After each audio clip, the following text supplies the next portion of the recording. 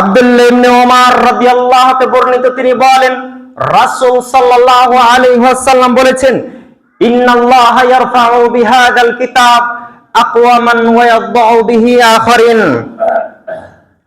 এই কোরআনের মাধ্যমে কোন কোন জাতিকে উন্নত করেন এবং কোন কোন জাতিকে লাঞ্ছিত অপমানিত করেন। এই কোরআনের মাধ্যমে, এই কোরআনের সাথে যারা সুসম্পর্ক বজায় রাখে, এই কোরআন যারা তেলাওয়াত করে, আল্লাহ সুবহানাহু ওয়া তাআলা এদের মর্যাদা দ্বিগুণ বৃদ্ধি করে দেন। এবং যাদের কোরআনের সাথে সম্পর্ক নেই, যারা কোরআন পড়ে না, এদেরকে লাঞ্ছিত অপমানিত করেন।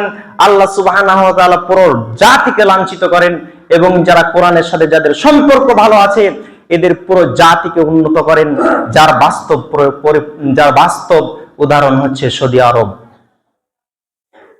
সৌদি আরবে যে পরিমাণ ইলম চর্চা করা হয়, যে পরিমাণ কোরআন নিয়ে গবেষণা করা হয়, পৃথিবীর কোন দেশে সে সম পরিমাণ কোরআন নিয়ে গবেষণা করা হয় না। এই জন্য দেখেন সৌদি আরবে যত ধন সম্পদ তাদের কাছে তেল আছে, তাদের কাছে স্বর্ণ আছে, তাদের কাছে অর্থ সম্পদ সব আছে। আল্লাহ সুবহানাহু ওয়া তাআলা নিয়ামত দ্বারা পরিপূর্ণ করে দিয়েছে একমাত্র কোরআনের কারণে। আর আপনার যদি বাংলাদেশের দিকে লক্ষ্য করা যায়, কি আছে? শুধু ভোটের সময় আসলে শুধু রাজনীতি, সবাই রাজনীতি করে। বাংলাদেশ শুধু রাজনীতি নিয়ে মেতে আছে, তাছাড়া কিছুই নাই। কোরআন নিয়ে কোনো গবেষণা নাই, কোরআনের আইন বাংলাদেশে প্রয়োগ নাই। সম্মানিত উপস্থিতি, কাজে কোরআনের সাথে সুসম্পর্ক বজায় রাখলে আল্লাহ সুবহানাহু ওয়া তাআলা আপনাকে উন্নতর চেয়ে উন্নত স্থানে পৌঁছে দিবেন। আল্লাহ তাআলা বলছেন, রাসূল সাল্লাল্লাহু আলাইহি ওয়াসাল্লাম বলেন, লা তাজআলু বুয়ুতাকুম মাকাবিরা ইন্নাশ শাইতানা ইয়ানফিরু মিনাল বাইতিল্লাযী তুকরাউ ফীহি সূরাতুল বাকারা। তোমরা তোমাদের ঘর সমূহকে কবরস্থানে পরিণত করো না, নিশ্চয় শয়তান সেই ঘর হতে পলায়ন করে যে ঘরে সূরা বাকারা তেলাওয়াত করা হয়। রাসূল সাল্লাল্লাহু আলাইহি ওয়াসাল্লাম বলছেন, সঙ্গী সাথী তোমরা সূরা বাকারা তেলাওয়াত করো, কেউ না সূরা বাকারা তেলাওয়াত করলে সে ঘরে শয়তান প্রবেশ করতে পারে না, সে ঘরে শয়তান পলায়ন করে। বহু পরিবারে এমন অভিযোগ থাকে যে আমার ছোট বাচ্চাটা রাত্রিবেলায় কান্না করে। বহু পরিবারে এমন অভিযোগ থাকে যে আমার বাড়িতে হয়তো জিন আছে, শয়তানে আমার ছেলেটাকে জ্বালায়। অথচ রাসূল সাল্লাল্লাহু আলাইহি সাল্লাম বলছে, সে বাড়িতে যদি সূরা বাকারা তেলাওয়াত করা হয়, সে বাড়ি হতে শয়তান বিতাড়িত হবে, সে বাড়ি হতে জিন বিতাড়িত হবে। অতএব যাদের এমন সমস্যা আছে তারা সূরা বাকারা তেলাওয়াত করবেন। কারণ আল্লাহ তাআলা বলছেন, কুল হুয়া লিল্লাযীনা আমানু হুদাও ওয়া শিফা। এই কোরআনটাই হচ্ছে হিদায়াত, আবার এই কোরআনটাই হচ্ছে শিফা, এই কোরআনটাই হচ্ছে ওষুধ। এই কোরআন হচ্ছে ওষুধ, যদি আপনি ঠিকমতো প্রয়োগ করতে পারেন তাহলে এটাই হচ্ছে ওর ওষুধ। যে কোনো সমস্যা হোক না কেন, 3 কুল পড়েন, সূরা ফাতিহা পড়েন, সূরা বাকারা শেষ 2 আয়াত পড়েন, সূরা আয়াতুল কুরসি পড়েন, দেখবেন আপনার যে কোনো সমস্যা দূর হয়ে যাবে। আবু মামা বাহিলি রাদিয়াল্লাহু আনহু বর্ণিত, তিনি বলেন রাসূল সাল্লাল্লাহু আলাইহি ওয়াসাল্লাম বলেছেন, সঙ্গী সাথী তোমরা কোরআন তেলাওয়াত করো, কেননা কিয়ামতের ময়দানে কোরআন তোমাদের পক্ষে সুপারিশ করবে। তোমরা কোরআন তেলাওয়াত করো, কেননা কোরআন কিয়ামতের ময়দানে তোমাদের সুপারিশকারী হবে। বিশেষ করে তোমরা 2টি সূরা বাকারা এবং সূরা আল ইমরান তেলাওয়াত করো, কেননা এই 2টি সূরা কিয়ামতের ময়দানে সামিয়ানা বিশিষ্ট অথবা মেঘখণ্ড বিশিষ্ট অথবা পাখির ঝাঁক রূপে আসবে, এসে তোমার পক্ষে সুপারিশ করবে, আল্লাহর সামনে জোরালো দাবি পেশ করবে, রব তারা আমাকে পড়েছে, অতএব আপনি তাকে জান্নাতে প্রবেশ করান। যদি আল্লাহ সুবহানাহু ওয়া তাআলা সে ব্যক্তিকে জান্নাতে প্রবেশ না করায়, তখন এই সূরা বলবে, রব তাহলে আমাদের কোরআন মাজিদ থেকে সরিয়ে ফেলুন। তখন আল্লাহ সুবহানাহু ওয়া তাআলা বাধ্য হয়ে আপনাকে জান্নাতে দিবেন। অতএব আপনাকে সূরা বাকারা এবং সূরা আল ইমরান তেলাওয়াত করতে হবে। আবু মাসউদ আনসারী রাদিয়াল্লাহু আনহু বর্ণিত, তিনি বলেন রাসূল সাল্লাল্লাহু আলাইহি ওয়াসাল্লাম বলেছেন, আল আয়াতান মিন আখিরি সূরাতুল বাকারা মান ক্বারাহুমা লাইলাতান, যে ব্যক্তি রাতে সূরা বাকারার শেষ দুই আয়াত তেলাওয়াত করবে সে বাড়িতে চোর প্রবেশ করতে পারবে না, সেই বাড়ির সমস্ত ধন সম্পদের রক্ষণাবেক্ষণের দায়িত্ব স্বয়ং আল্লাহ সুবহানাহু ওয়া তাআলা গ্রহণ করে থাকেন।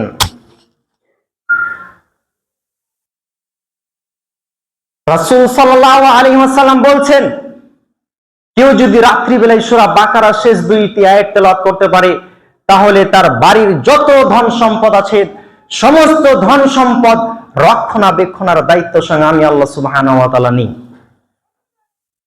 আবু দারদা রাদিয়াল্লাহু আনহু বর্ণিত, তিনি বলেন রাসূল সাল্লাল্লাহু আলাইহি ওয়াসাল্লাম বলেছেন, সঙ্গী সাথী তোমাদের মাঝে এমন কে আছে যে সে প্রতি রাতে কোরআনের 1/3 কোরআন খতম করবে? সাহাবীরা বললেন, কাইফা ইয়াকরাউ সুলুসাল কোরআন, আমরা কিভাবে প্রতি রাতে 1/3 কোরআনের আয়াত পড়ব? রাসূল সাল্লাল্লাহু আলাইহি ওয়াসাল্লাম বললেন, কুল হুয়াল্লাহু আহাদ তা'দিলু সুলুসুল কোরআন, যে ব্যক্তি সূরা ইখলাস পাঠ করলো, যে ব্যক্তি কুল হুয়াল্লাহু আহাদ পড়লো, সে ব্যক্তি যেন কোরআনের 1/3 তেলাওয়াত করলো। কেউ যদি সূরা ইখলাস 3 বার তেলাওয়াত করতে পারে সে যেন পূর্ণ কোরআন খতম করলো। আল্লাহ সুবহানাহু ওয়া তাআলা রাসূল সাল্লাল্লাহু আলাইহি ওয়াসাল্লাম বলছেন, অতএব প্রাণপণে চেষ্টা করুন বেশি বেশি সূরা ইখলাস তেলাওয়াত করা। মসজিদে আসবেন, আগে আগে আসার চেষ্টা করবেন, বেশি বেশি রাসূলের প্রতি দুরূদ পাঠ করবেন, ইখলাস পাঠ করবেন। কেউ না কোরআন খতম করা সবথেকে ছোট্ট উপায় হচ্ছে সূরা ইখলাস। ইখলাস তেলাওয়াত করলে 3 বার কেউ যদি সূরা ইখলাস তেলাওয়াত করতে পারে তাহলে যেন সে পূর্ণ কোরআন খতম করল। আব্দুল্লাহ ইবনে আমর রাদিয়াল্লাহু আনহু বর্ণিত, তিনি বলেন রাসূল সাল্লাল্লাহু আলাইহি ওয়াসাল্লাম বলেছেন, ইকরাউ লিসাহিবিল কোরআন, কোরআন পাঠকারীকে বলা হবে কিয়ামতের ময়দানে, কোরআন পাঠকারীকে বলা হবে ইকরা, তুমি পড়ো, অরাত্তিল কামা কুনতা তুরাত্তিল, তুমি শব্দ বাই শব্দ অক্ষর বাই অক্ষর তুমি পাঠ করে যাও, তুমি পড়ো, পড়তে পড়তে তুমি তোমার উঁচু স্থানে পড়ো, তোমার সেইটাই হবে থাকার স্থান যেখানে তোমার আয়াত শেষ হবে। অর্থাৎ কিয়ামতের ময়দানে সেই ব্যক্তি সবথেকে উত্তম স্থান নেবে যে ব্যক্তির যত কোরআন মুখস্থ বেশি আছে। যে ব্যক্তি যত কোরআন মুখস্থ করেছে পৃথিবীতে, সে ব্যক্তি কিয়ামতের ময়দানে আল্লাহ তাকে বলবে তুমি এবার কোরআন পড়ো, অতঃপর শব্দ বাই শব্দ অক্ষর বাই অক্ষর পড়ো এবং উপরে উঠতে থাকো। তোমার যে শেষ আয়াত হবে মুখস্থ, যে শেষ আয়াত হবে সেটাই হচ্ছে তোমার থাকার শেষ আয়াত, শেষ স্থান। সম্মানিত উপস্থিতি, অতএব আমরা যারা কোরআন পড়তে পারি না আমাদের কোরআন শিখতে হবে, যে কোনো মূল্যে হোক কোরআন শিখতে হবে, বাধ্যতামূলক। অনেকে বলে কোরআন শিক্ষা হয়তো ছোটদের জন্য, অথচ কথাটা পুরোপুরি ভুল। আপনি দেখুন মুহাম্মদ সাল্লাল্লাহু আলাইহি সাল্লামের উপর যখন ওহী নাজিল হয় তখন তার বয়স 40। হযরত উমর যখন ধর্ম গ্রহণ করে তখন তার বয়স কত? 40-এর ঊর্ধ্বে। ইব্রাহিম যখন ধর্ম সম্পর্কে জানতে লাগলো তখন তার বয়স প্রায় 50-এর ঊর্ধ্বে। কাজে ছোট বাচ্চারা যে শুধু কোরআন তেলাওয়াত করবে, কোরআন শিখবে, বিষয়টি এমন নয়, বরং যারা বৃদ্ধ আছে তাদেরকে কোরআন শিখতে হবে। কেউ না কোরআনবিহীন কোনো মুসলিম থাকতে পারে না, কোরআন না পড়া ছাড়া কোনো মুসলিম থাকতে পারে না। আর কোরআন পড়াবিহীন, কোরআন জানাবিহীন সে ব্যক্তি মারা যাবে, এটা হতে পারে না, সে নিজেকে মুসলিম দাবি করতে পারে না। অতএব যে কোনো মূল্যে হোক, যে কোনো উপায়ে হোক আপনাকে কোরআন শিখতে হবে। যার একটা ছোট্ট উদাহরণ দিই, নবাবজাইর মাদ্রাসার একজন ছাত্র আছে, ওনার বাড়ি হচ্ছে বাগচর, বয়স আমার মনে হয় প্রায় 70+। তিনি এবার হয়তো দাওরায়ে হাদিসে পড়ালেখা করছে, আপনারা জানেন, একেবারে বৃদ্ধ, অথচ তিনি মাদ্রাসায় পড়ালেখা করছেন একমাত্র দ্বীনি জ্ঞান অর্জন করার জন্য। তাহলে তিনার ভিতরে যদি আকাঙ্ক্ষা আসতে পারে, আপনার ভিতরে কেন আসতে পারবে না? আপনাকেও কোরআন শিখতে হবে। রমজান মাসব্যাপী যে কোরআন শিক্ষার আয়োজন করা হয়েছে, এই রমজান মাসব্যাপী আপনাকে কোরআন শিখতে হবে, বসতে হবে। সম্মানিত উপস্থিতি, আব্দুল্লাহ ইবনে মাসউদ রাদিয়াল্লাহু তাআলা বর্ণিত, তিনি বলেন রাসূল সাল্লাল্লাহু আলাইহি ওয়াসাল্লাম বলেছেন, মান ক্বারা হারফাম মিন কিতাবিল্লাহ ফালাহু হাসানাহ ওয়াল হাসানাতু বিআশরি আমসালিহা, লা কুল আলিফ লাম মিম হারফ ওয়ালাকিন আলিফ হারফ ওয়াল লাম হারফ ওয়াল মিম হারফ। আব্দুল্লাহ ইবনে মাসউদ রাদিয়াল্লাহু তাআলা বর্ণিত, তিনি বলেন রাসূল সাল্লাল্লাহু আলাইহি ওয়াসাল্লাম বলেছেন, মান ক্বারা হারফাম মিন কিতাবিল্লাহ, যে ব্যক্তি কোরআনের একটি হরফ পাঠ করলো তার জন্য রয়েছে 10 নেকি। যে ব্যক্তি কোরআনের একটি অক্ষর পড়লো তার জন্য রয়েছে 10 নেকি। আমি বলছি না আলিফ লাম মিম একটি হরফ, বরং আলিফ একটি অক্ষর, লাম একটি অক্ষর, মিম একটি অক্ষর। অতএব যে ব্যক্তি পড়লো আলিফ লাম মিম, সে ব্যক্তি পেল 30 নেকি। যে ব্যক্তি বলল আলহামদুলিল্লাহি রাব্বিল আলামিন, সে ব্যক্তি পেল 170 নেকি। গুনে গুনে নেকি করা যায় এমন একটি আমলের নাম হচ্ছে কোরআন তেলাওয়াত। আপনি গুনে গুনে নেকি অর্জন করতে পারবেন।